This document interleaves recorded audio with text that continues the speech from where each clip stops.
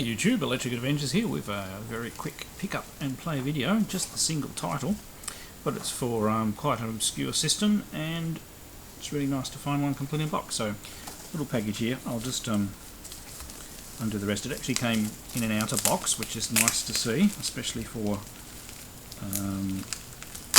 you know, a cardboard box title, as this one is. Interestingly enough, I was the only person who bid on this. I expected to not get this at all because previously titles for the system have come up, you know, there's actually been quite a few bidders on them. And it actually looks in really good condition. So not only is it a box version of a game, but it's a game that I don't have at all. You can see the, what have I got, 3 boxed titles and a pile of this ones on the top above the Sega games. So it's for, whoops, and the overlays just fell out there. So it's Planet Defender for, and it's the Dick Smith branded one, but it's the Creativision is the system. So this game will work in a normal Creativision as well as the Dick Smith branded one. I have a Dick Smith branded one. So it's a game, this is probably, it's either this one or Police Jump was the very first game that I played, but it was one of the games that was, they left on the system in Dick Smith usually when you went in there and played. I suppose Defenderish maybe, I just can't remember what the game's like, or maybe even a bit more like Parsec for the TI-99 4A. I haven't actually played it for a very long time, but it's got a scanner, and aliens, and a bit down the bottom. So I shall just retrieve the overlays. So the Creativision had overlays. Well, actually, this is a set of Sonic Invader overlays that have fallen out of the box. So I'll have to check whether my Sonic Invader has both of its overlays. We may actually have some spare overlays. And I'm being very careful opening this box because it's actually in really good condition.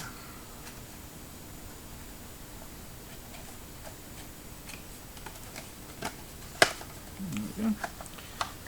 So, Planet Defender, there's the cartridges. They're actually really small cartridges, about in television size. That's in good condition. Labels in really good condition. All the labels are black with white writing on them, whether they're Dick Smith branded ones or not. Now, it doesn't, no, there's something else in there. And we have one Planet Defender one.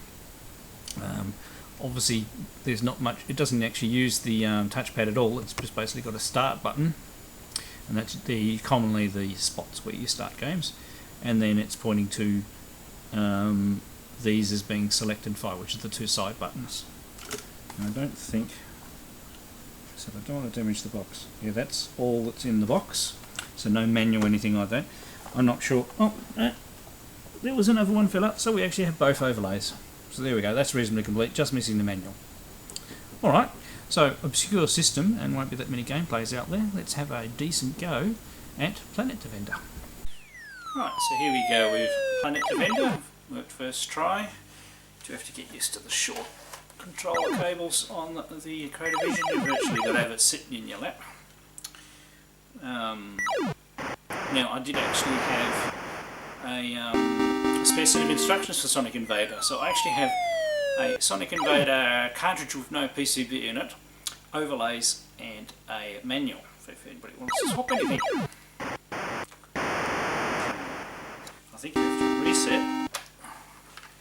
And then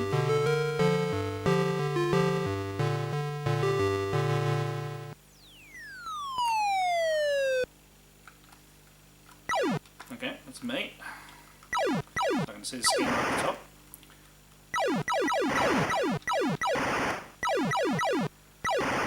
Yeah, I think from memory, this, oops, is about, whoops, it. Basically have to hunt the guys down on the scanner. But it's pretty impressive.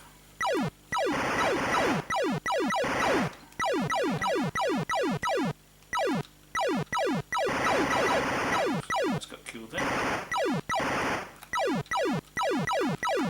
Then we've got some scrolling going. Oh, there we go. Really hone in on you. Now it actually does sort of have a level thing up there, so I wonder how many you've got to clear out.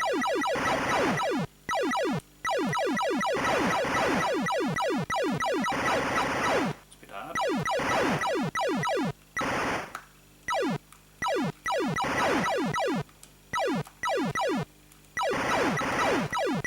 little hard to get rid of those guys.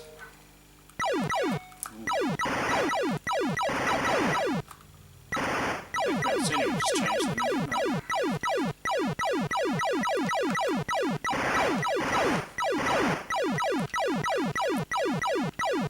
Well, I remember playing this in the Dick Smith shop. Oh, in the Dick Smith stores back in the day.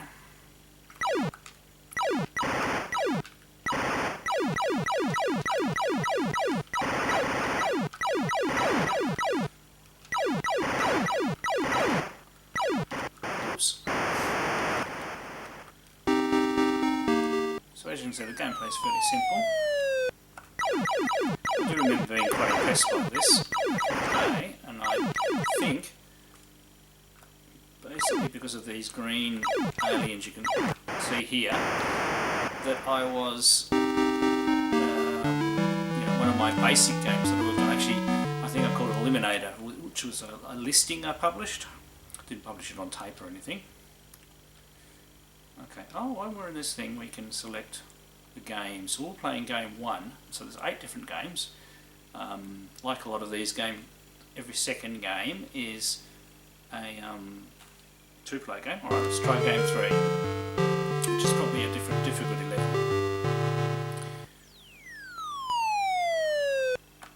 Yeah, so it doesn't have levels, so to speak, but you do have different difficulty modes.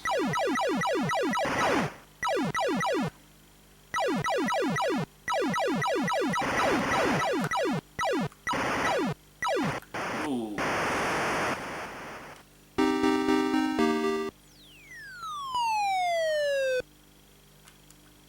Yes, this one I don't seem to be able to stop. There's much control over my speed.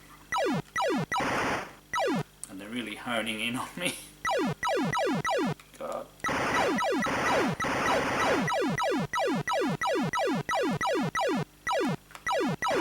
Oh.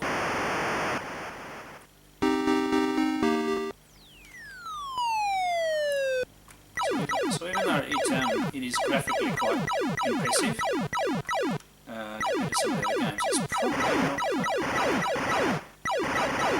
the one, other than obviously an initial bit of fun. It's probably not the one of the games that has the best long-term struggling controls. I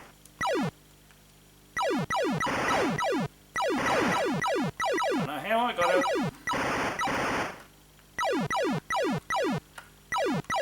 No, there you go. Definitely harder. Alright, well, we might as well punish ourselves further. So 2-player of that one. And game number 5. I'm just taking these increased level of difficulties, but we've only got the one game to show here, so we might as well give it a good try. Now we've got we have some music. Oh, already.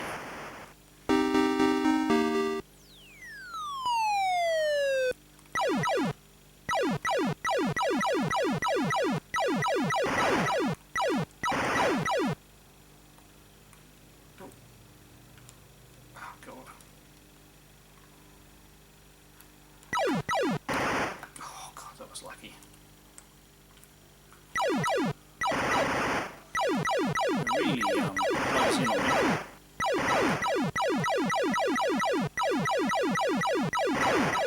I can't really see it that much. What's the difference between this one and the last one? So it's those ones sneaking up on me.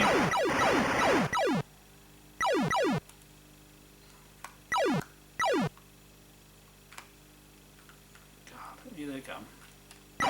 Yep.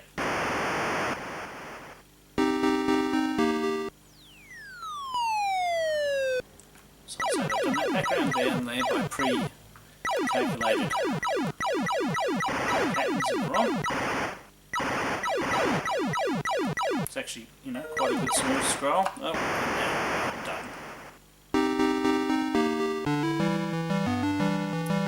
Okay, so we'll have one more game mode to try out. So far we haven't had any differences. So as you can see, this game doesn't have a lot of depth to it. I think my favourite game on this is the auto chase one, which is a bit like Rally X. But the Sonic Invaders is actually quite good as well. And I suppose Police Jump, which is the Donkey Kong like game. That's the closest they could get to that sort of game without getting copyright issues. So, not a lot of difference between the game modes other than difficulty level by the looks of it.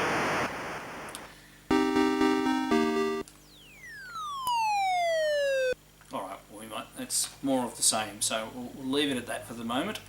But really nice to find another game for such an old system, and a system that was you know, it wasn't sold in huge numbers. I mean, it was in a lot of Dick Smith stores in Australia and a couple other countries around the world as the Creativision.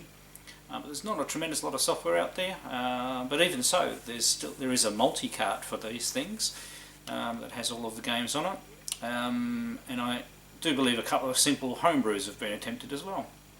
So alright, excellent addition to the collection. Hope you've enjoyed this video. I'm Electric Adventures. Thanks to all my subscribers, and I'll catch you next time.